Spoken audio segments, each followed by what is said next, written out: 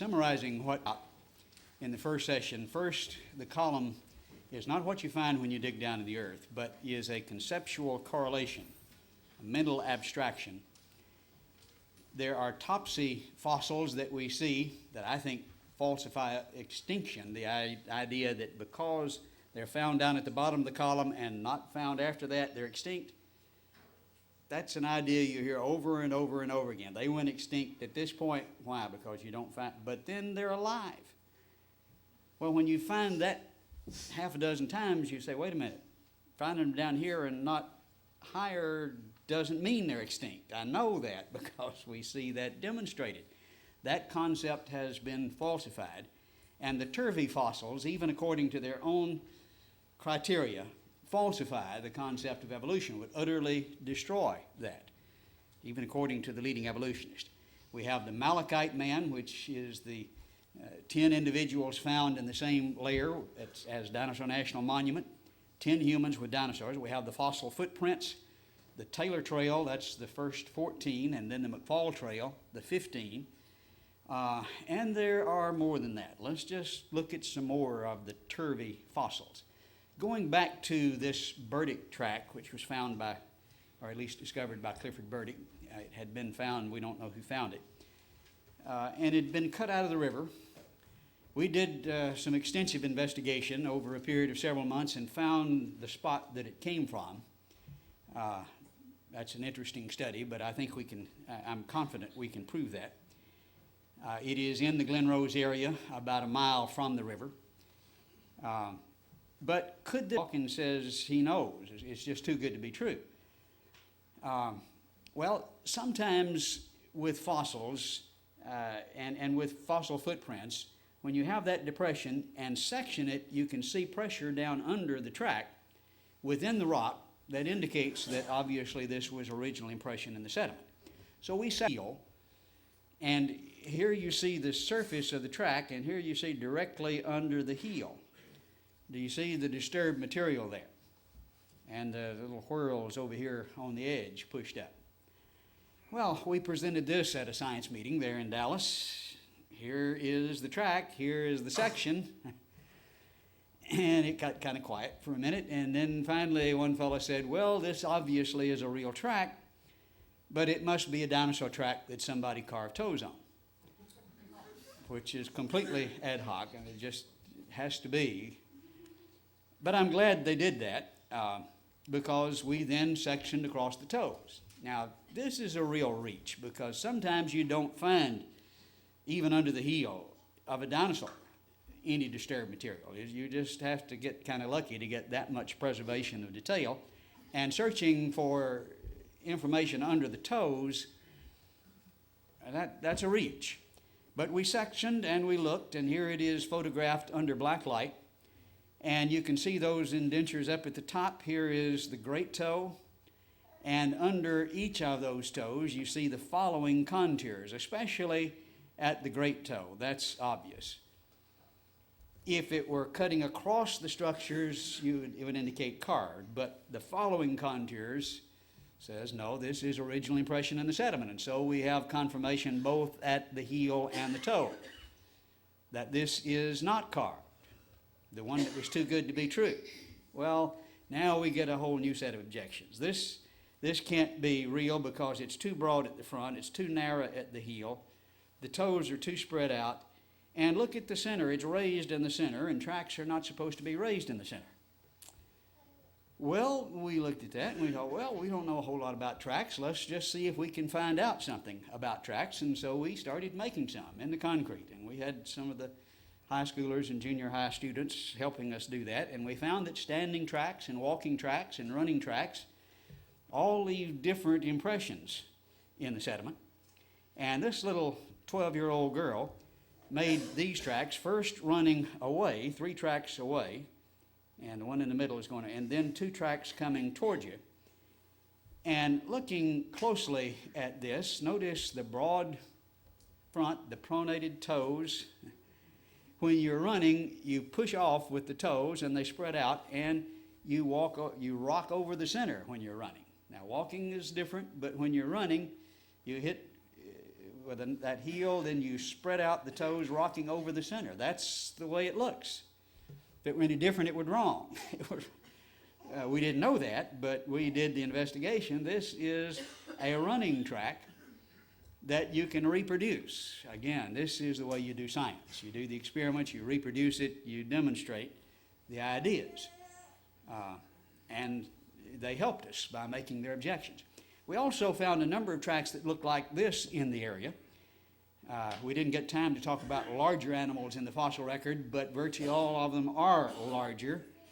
And we have that video available on the website. This is a 9-inch cat track. And you can see the little pads there. Well, Dawkins says a large mammal skull, I think a large mammal foot would do the same trick. This has to be carved, likewise. So we sectioned, as you can tell, across the pads. And here we see a cross-section of the pad, again photographed under black light to show the detail and color corrected. You see the following contours. This is not carved either. And so we have that large mammal that he said would falsify. Again, a turvy fossil. Do we find them anywhere else besides Glen Rose? Yes, we find them in a number of places. This is from Antelope Springs, Utah, up in the mountains. It's an area where lots of rockhounds go to find trilobites, little critters that lived at the bottom of the ocean. In fact, you see one in the heel of this very human-looking track, maybe a sandal or shoe print. In what's supposed to be the lowest layer, the Cambrian, and the trilobite is the index fossil that tells you this is Cambrian. Looking at a close-up, if you're familiar with trilobites, they're kind of rolled up little roly-poly type critters, and there it is in the heel. That's a very turvy fossil right at the bottom. This print is found about 100 miles south of Albuquerque, near White Sands, New Mexico, up in the mountains, the Robledos Mountains at about 8,000 feet. Way back in the boonies, about 2 hours from the nearest road. Nearby, there's a sequence of 4 of them, look just like this, in a right-left pattern. There's a long story that we don't have time to tell tonight, but this one is a very shallow track. In order to photograph it, you have to have it wet. The sun has to be just at the right angle. When you have a very shallow track, you've got a different looking track. It's kind of like your wet foot across a tile floor. It leaves that hourglass shape with a little dot at the end. If it sinks down in the matrix, then it leaves the foot more like the Burdick track that we just looked at. But looking at a close-up, there's hardly any question what you're looking at. This is some of the hardest limestone that you'll ever encounter. It's 30% silica. It's quartz. It's just extremely hard. But this is obviously a very turvy fossil. Here we are in Turkmenistan. This is where the longest trail of dinosaur tracks are in the world.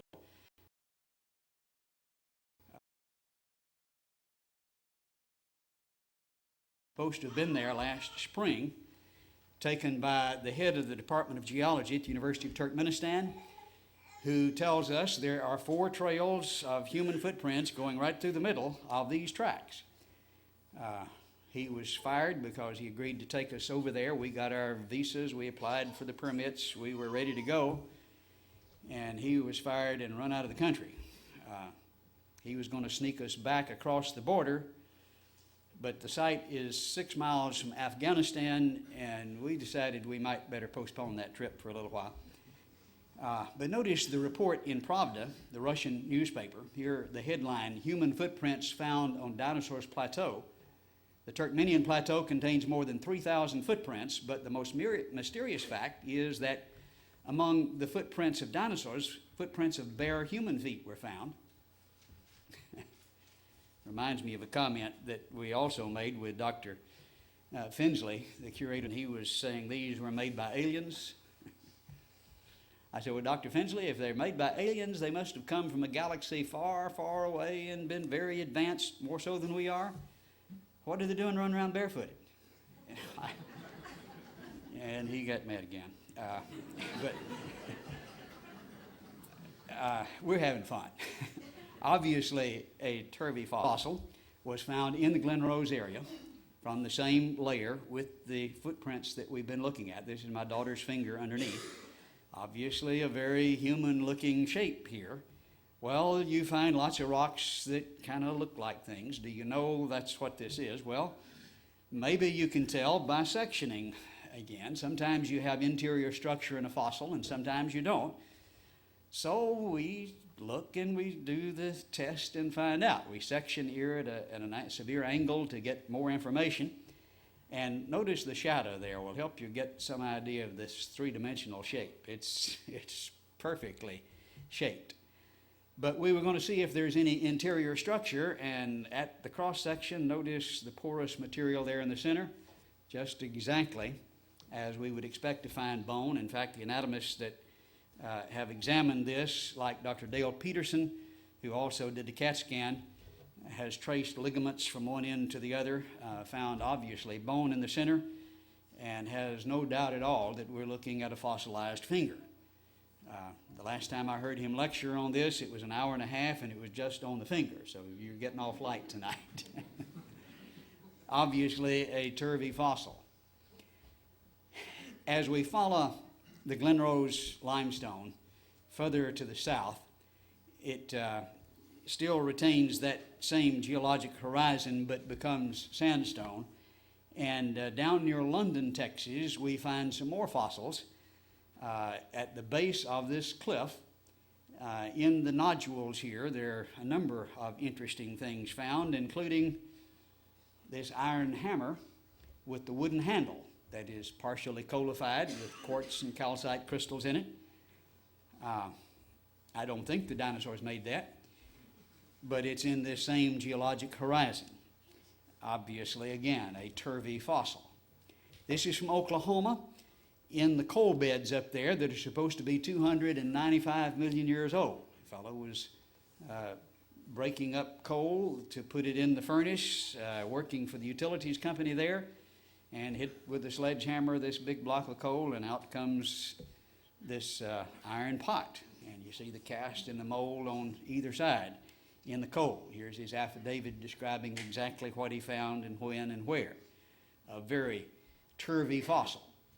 We travel out west to Natural Bridges National Monument near Blanding, Utah, right in the Four Corners area. It's a beautiful area where the Anasazi Indians had left petroglyphs and other remains, and under these arches they would, under that protection, they would draw pictures of various things in their petroglyphs. Looking right up here at this spot where the arrow is, where Dr. Swift, you can almost see, is pointing in the photograph that I took several years ago. He's pointing up to this area, and we can see up in the upper left-hand corner here the Anasazi warrior. You can see some of the snakes that were an important part of their religion. But over here, in that circle, notice the little head up here and the neck, the little feet down here and the tail coming down. The Brontosaurus-type dinosaur that the Anasazi, about 1,000 years ago, were drawing pictures of. They disappeared about 1200 A.D., about 1,200 years ago, and left their drawings on the wall. They're described as Anasazi and dated by the state park. They don't like you to look at this spot. They won't tell you where this is, but it's not the only place where you find that. This shows you the scale of this Brontosaurus-type critter. Obviously a very turvy fossil. One of the experts in rock art, probably written more books than anyone else in the world about rock art of the West, says there is a petroglyph in Natural Bridges National Monument that bears a startling resemblance to a dinosaur, specifically Brontosaurus, long tail, neck, small head, and all. I think that's right. And then he goes on to say we need to come up with some kind of explanation for that, but he didn't have one. This is not too far away, but in the next state, over in Colorado. The three horns, the frill there toward the back of the neck, the natives there call this the Triceratops. That's what it looks like, certainly. More like a Triceratops than the people that are represented. This was done by the Fremont Indians that are contemporary with the Anasazi. In the Grand Canyon, we find this Allosaurus-type dinosaur. Now, it's covered, again, with that heavy reddish desert varnish, somewhat difficult to photograph. But you can see that someone shot him in the tail. And if you try to mess with it today, it just lights up like a neon sign, breaking through that desert varnish, which again testifies to its antiquity. This was actually reported in an official document by the American Museum of Natural History back in 1924 as a dinosaur drawn by the Indians. They're too sophisticated to say something like that today, but that's certainly what it looks like. And there are numbers of examples of that. We travel down to Peru, and here is Dr. Javier Cabrera, who is an ancestor, descendant of the conquistadors. He was 20 years head of the Department of Medicine at the University of Lima, retired to be cultural anthropologist for Inca, Peru, about 200 kilometers south of Lima. He has a large 300-year-old castle that he lived in. He passed away about a year ago there on the main square in Inca, and has turned the forepart of it into a museum where his father had been collecting Inca burial stones, stones buried in the tombs of the Incas in the area. In the 1930s, he continued that collection. They have 11,000, I haven't counted them, but he says there are 11,000, and I've certainly seen a lot of them there.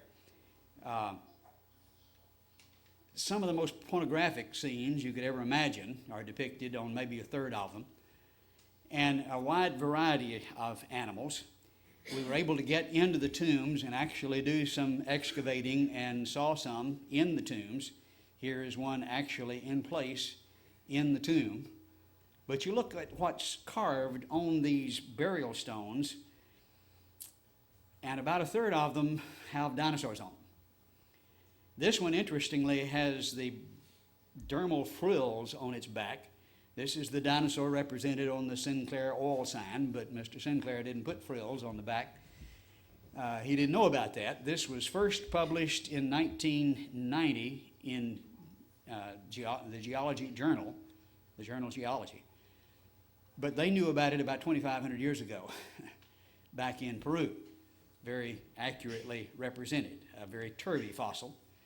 Others appear like scenes out of Jurassic Park. That fella's in serious trouble. This one, I don't know whether he's fighting it or riding it or what, but it's obvious what it is and the human in association with it. This one, amazingly, has a number of different species all depicted. Some of them are almost cartoonish. Some of them are extremely artistic, a variety of artists depicting a wide variety of animals, including dinosaurs. On the burial cloths, which, by the way, can be dated fairly reasonably, about 2,500 years ago, we see the dinosaur motif together with the burial stones, together with the pottery. This is from the National Museum in Lima, circa 2,500 years ago, we're told. Again, a turvy fossil. This is from northern Peru, a death mask made of gold, but look on either side of the face. Here's the ferocious teeth, here's the frills on the back and the tail that comes up around it. It's obvious the people in Peru were seeing dinosaurs 2,500 years ago. But we're told we've only known what they looked like maybe 200 years, and 200 years ago we didn't have a very good idea. And then they've been gone 65 million years. They're drawing pictures of them 2,500 years ago. There's some serious problems with that story. A turvy fossil. Down in Mexico, we find similar evidence. In the state of Guanajuato, Waldemar Julsrud immigrated from Germany in the early 1900s.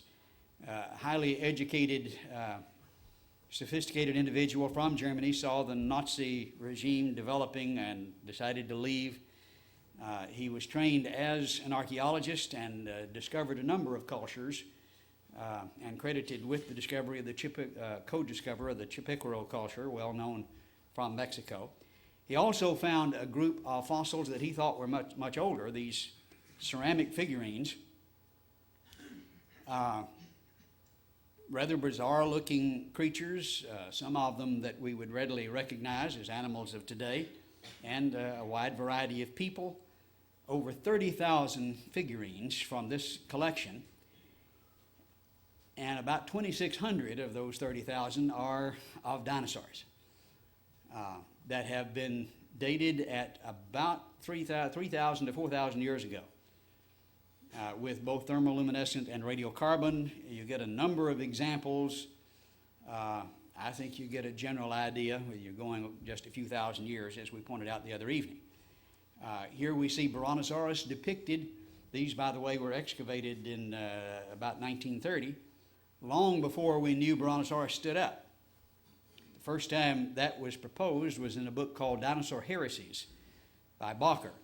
This is an illustration on the left-hand side. Then Spielberg taught us we all convinced that it stood up when we watched it in the movie. But look at the model. Well, this is what they depicted 2,500 years, or over 3,000 years ago in Mexico, just as Bacher had depicted it. But many of these look like they would have been in Spielberg's movie. Again, some rather cartoonish, some artistic, of a variety of species. I won't show you all 2,600, but we'll look at enough to tell. Is there any question what they're depicting here? And by the way, there is another dating project that's going on this week in Connecticut as we speak that will help confirm that with the most sophisticated, up-to-date dating processes. They were hidden when we got down there because they were embarrassed by what Jules Rudd had found. They were locked away. It took almost an act of Congress to get it open, but we did, and we convinced the municipality that they were really missing out. Spielberg taught us the world loves dinosaurs. You ought to be Dinosaur City. You get tourists to come. Oh, that's a good. Now they've got a museum, and they're on display in the museum, and you can go to Acambaro, Mexico, and look at the figurines and see the story of Waldemar Jules Rudd. We were down there just a few months ago, and here with the director of the museum, we were looking at some adobe brick. That's very significant because some had said, well, Jules Rudd manufactured all these, all 30,000, with a great variety of styles and so forth. Well, the adobe brick were made from buildings that date back to the 1850s, long before Jules Rudd arrived. And in those adobe brick, we see pieces of the pottery and the figurines. And we thought, well, maybe we can see a dinosaur. And we looked very carefully, and there was one sticking his face out of the brick. And if you listen real close, you can hear him say, na na na na na na. Yeah, we're having fun. That's a groovy turkey fossil. This is my wife's favorite. But the obvious conclusion is that man and dinosaur were together. Whether you see both of them or not, the man made the ones that weren't depicted with the humans, but several are depicted with humans in various relationships. The significance of this is emphasized by Louis Jacobs of SMU, Southern Methodist University there in Dallas, a very famous geologist. And he's referring in his book, The Quest of the African Dinosaur, by talking about the co-occurrence of men and dinosaurs. Is this possible? Well, of course, he ridicules it. That's not possible. It can't be. Such an association, and here's his reason, would dispel the idea of an earth with vast antiquity. And of course, we can't have that. The entire history of creation, including the day of rest, could be accommodated in the 7 biblical days of the Genesis myth. And so we know we can't have that. Evolution would be vanquished. Well, I think he's right. And if we have evidence of the co-occurrence of men and dinosaurs, this is the implication, according to the evolutionists themselves. Amen.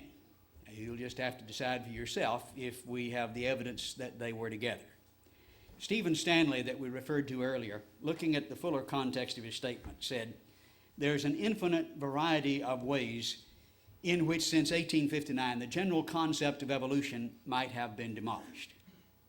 Consider the fossil record, a little-known resource in Darwin's day. The unequivocal discovery of a fossil population of horses in Precambrian rocks would disprove evolution. More generally, any topsy-turvy sequence of fossils would force us to rethink our theory, yet not a single one has come to light. We've invited him down to Glen Rose, by the way. He won't come. Not interested in looking. We had, by the way, a professor from the University of Houston that had been told about what was seen at Glen Rose, and he said he was going to come and look. He promised the students he would. We escorted him down to the river. He got within about 50 yards of the river, looked out. He said, "I don't see any," and turned around and headed back. I said, "Wait a minute, come on down, we'll show you." "No, I've been here, I didn't see them," and he left. Now that's just, you have to see that to believe it, I guess, but this is professor of geology at the University of Houston. Not a single one has come to light, he says, and he won't go to look. A single geographic inconsistency would have nearly the same power of destruction. Now, these are his terms: destruction, destroy, demolish. That's the implication. And if we have evidence that they were together, a single inconsistency would do that. And we have seen more than a single inconsistency. Summarizing again the conceptual correlation, we have the Malachite man, 10 humans with the dinosaurs. We have the fossil footprints, the Burdick Tract, the Taylor Trail, McFall Trail. Burdick Tract is the one section that heel and toe. The 2 human trails. We have trails from Texas, from New Mexico, from Utah, from Turkmenistan. We have the Indian dinosaur petroglyphs from Utah and Colorado and Arizona. The Peruvian and Mexican dinosaur artifacts in the form of burial stones and pottery and fabric and figurines and death masks. The cat track, the fossil finger.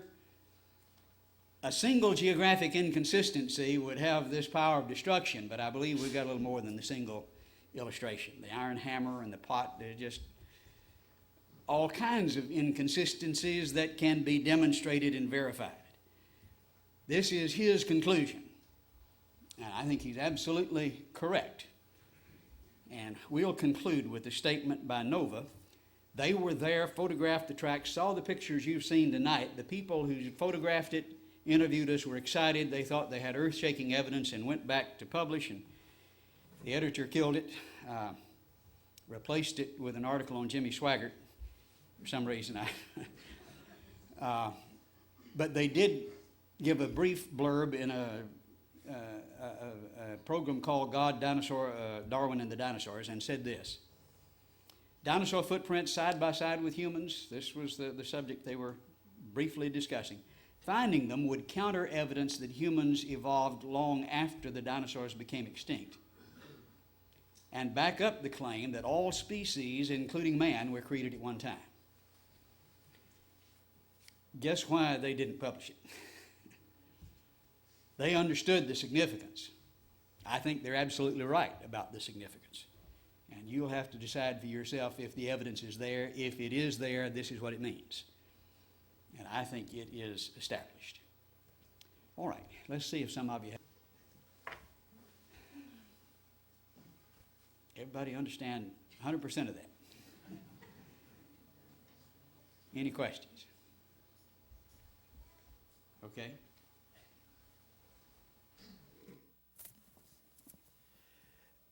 There is a rock wall in Texas, and that some people have thought was meant to keep something really big out. Has anybody really looked at it in regards to humans with dinosaurs? Yes. I've been there. I've looked at it. It's mind-boggling. It is down in the earth, buried, and it looks like a rock wall. I mean, it looks like carved blocks and little beveled edges on the blocks. And you look at that and you say, wow, this is masonry. This is down in the Cretaceous limestone. But that's not what it is. It sure looks like it.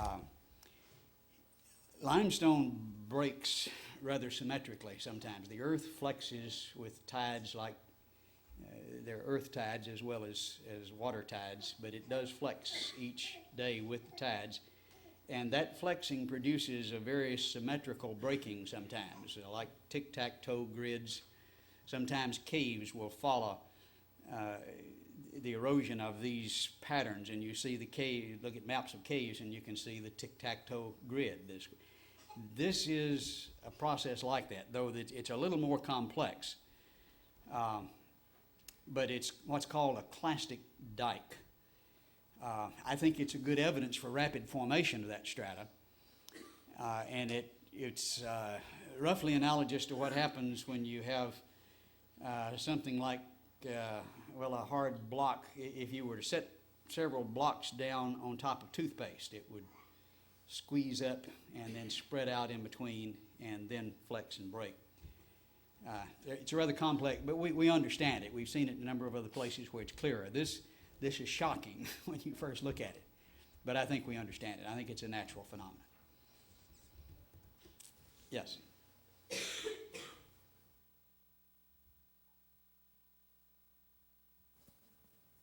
When was Glen Rose discovered, and when did you get involved with it? The first tracks were found in 1910 when there was a big flood. And Charlie Morris was a resident there of Glen Rose, and we've interviewed him in detail. He saw the big flood come through, lift up these big blocks of limestone, toss them around like boxcars down the river, and went out, and there were the tracks that were uncovered. They were first brought to public attention in 1938 by an article by Roland T. Byrd, published in Science. He was working with the American Museum of Natural History, and then he excavated these from about 1940 to 42 and carried a number of them to the American Museum of Natural History in New York City, and several of them are still there. He did mention that he saw what appeared to be human tracks with them. They've tried to cover that up, but that's in the article that got published in Science. They say, well, yeah, it looked like it, but he knew it wasn't. Well, he just told what he saw, but he mentioned it even then in the article. I got involved in 1975 when I first saw them. The Taylor Trail had not been, the first part of it had been found. Several individual tracks had been found, very, very impressive. I was involved in extending the Taylor Trail and then found this second trail as well as the longest trail of dinosaur tracks on the American continent. And I'm still involved. We've been down there working each year since 1978 without fail. Yes.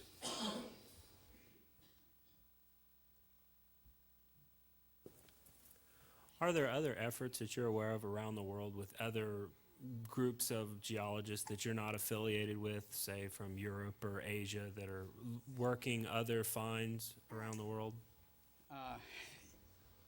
Yes, we do from time to time find things like, in fact, I had some sent pictures, pretty dramatic pictures sent to me from Sweden just a few months ago. I need to go look and investigate that. I'm not ready to tell you they're real or anything about them, except I saw the pictures and they look good, but that doesn't mean a whole lot. But this fella had seen ours and said, look, we've got some like that here. There are several sites in Russia we need to check out as well. There's a site in South Africa, recently published, described in ICNOS, which is a journal that describes fossil tray footprints and petroglyphs of what appear to be iguanodons carved on cave walls in South Africa. And the fellow that was writing it up says, I hope the creationists don't find this because we'll be in trouble. It's like we don't read the journals, you know. But I'm glad he said that because I'm involved in a trip. In fact, we've got a trip planned there to go photograph that. So there are a number of other projects, yes.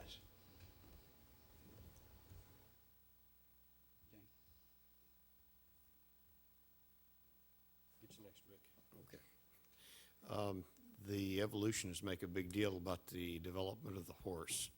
Could you comment on the fossil finds that they base that on? We'll be talking about that tomorrow night when we look at the fossil record and these attempts to show sequences that change. Basically, big horses and little horses. We did excavate a large donkey about 9 feet tall at the shoulder out at Lubbock, Texas, which kind of messes up those little horse charts when you put it in there. But they leave that out. But at best, you got wide variety of horses, which you can see extant today, about 18 inches high to the huge, almost 7-foot tall horses that are still horses. And you can make that difference in breeding in about 25 years. It's not that, it's still the same kind. They're found, all but one of the typical series is found in Kansas in one layer, in one deposit that we can show you. It's interesting when you look at these horse displays, and they're in all the biology textbooks. How many of you have ever seen in those displays in the biology textbooks a description of where this particular horse was found? Now, if the big one were found under the little one, they'd say the opposite, wouldn't they? It matters where they were found, but they never tell you where they're found. They just line them up the way they want them and say, here it is. That's not science. And you can, I think it's just varieties that were buried that lived in the past. Some of them are no longer around. They've become extinct, but there's certainly no proof of evolution there. Okay. With all the problems that you have with the top people for evolution, how are you getting into the colleges?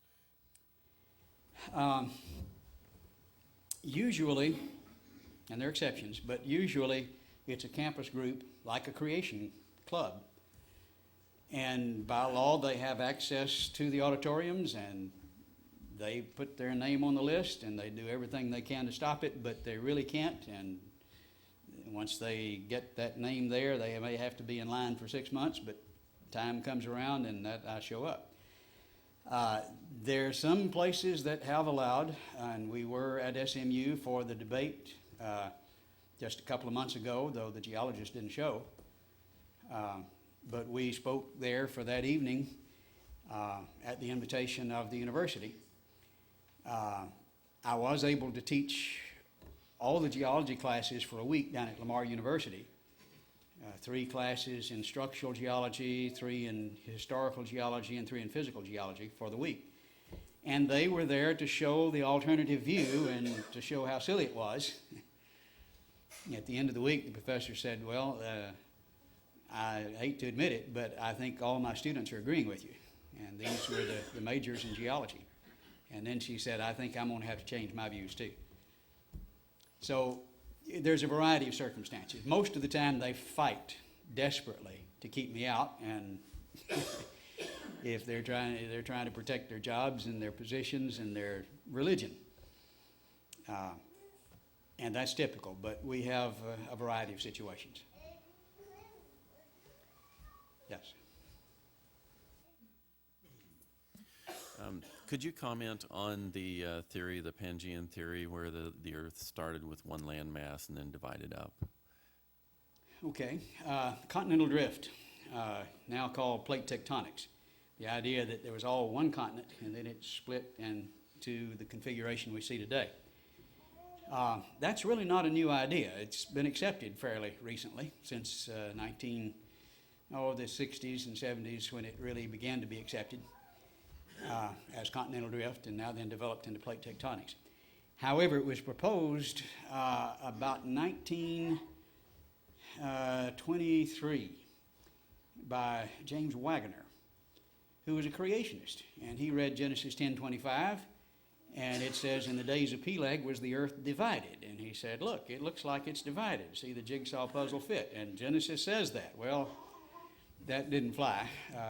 They laughed him off the intellectual stage because he was a creationist. But he, I think, was right and now has been accepted. But it began with a creationist. That's where the idea came from.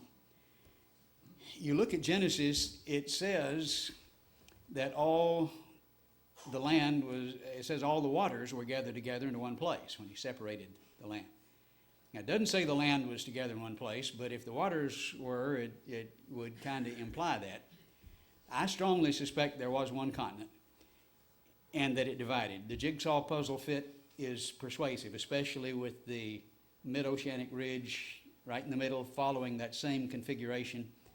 It looks like they were together right there, and it is shallower there and gets deeper as you come away. And there are other lines of evidence. Some lines of evidence you hear are not very good. They're contorted, but there is good evidence. I think so. When did it happen? I thought for a long time that Wagner was right. The days of Peleg. That's 400 years after the flood. It'd give the animals time to disperse. It's about the time of the Tower of Babel when God's trying to divide the peoples, and that would certainly help. The word translated divided, the earth was divided, is the same word when the fountains of the great deep were broken up, faulted, split. However, I've wavered on that. I'm more inclined to think it happened in the year of the flood, based on the work of John Baumgartner. He's a physicist, Los Alamos National Laboratory. He has produced the computer model that all the geology departments now are using to show the seafloor spreading, as they call it, the plate tectonics. And it takes a cray about 2 weeks to run the program to show the spread. It's a very complex mechanism. However, he points out it won't work the way they do it. They throw out the friction coefficient to make it work. It's like trying to push a wet Kleenex across the top of a table. It's going to wad up. There's too much friction there to move the plates. They'll crush and destroy. But if you do it rapidly, you create friction which melts the interface, and it will work. And his model that he designed will work only if you do it rapidly. I saw this presented for the first time at Pittsburgh, and he said, let me show you. And of course, we didn't wait 2 weeks to watch, but we saw the intervals, the results, the pictures. He said, what would cause them to spread? He said, what we did in this model was first guide the split. We did do that artificially, but then simply allow the seafloor to sink. Now, why would we do that? Psalm 104, I think, tells us where the water of the flood went. It said, at thy voice, the oceans fled. They'd covered the mountains as a vesture. The valleys, or literally basins, sank down to the place where you'd found it for them. If we got oceans maybe a mile deep before the flood, they sink down to the 3-mile depth average today. Now you can accommodate, that's where the water went. They sunk. Now, in this model, allow the seafloor to sink. What happens? He said, well, let's just turn it loose and let it run and see. They wound up right where they are. And it won't happen slowly, or it'll break everything up. It was impressive to me, and it impressed even a number of the secular geologists that sat there and watched it. And so I think that's what happened. I think that was spread during the flood. Though I'd kind of like to see Peleg come back. We're fighting that out. That's the way science proceeds. Did we confuse everybody? Maybe you just weren't listening. We thank you very much for your attendance this evening. We appreciate you being here. Our time is up. We're going to talk about the fossil record, Lord willing, tomorrow evening. There are a number of sequences that are supposed to show the change from one thing to another. Is there something in the fossil record that would tend to indicate that? Well, quite a few things in the textbooks. Let's look at it. Let's see what the facts are, and just follow the facts wherever they lead. We hope you can be back with us then.